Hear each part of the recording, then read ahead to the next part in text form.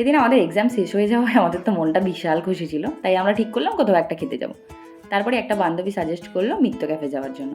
এখানে মিত্র ক্যাফে নাকি প্রায় 100 বছরেরও বেশি পুরানো, আর এর নাকি অনেক ইতিহাস আছে। সেই আমার বান্ধবী আমাকে ইতিহাসগুলো বলছিল। সত্যি বলতে সেদিন ইতিহাস পরীক্ষা দিয়ে বেরোনোর পরে আর মনে হয়নি অন্য কিছুর ইতিহাস শুনি, তাই জন্য আমার এখন কিছুই মনে নেই। আর এখানে সব সময় ভিড় হয়, প্রায় 15 মিনিট লাইন দিয়ে দাঁড়ানোর পরে আমরা ভিতরে জায়গা পেয়েছিলাম।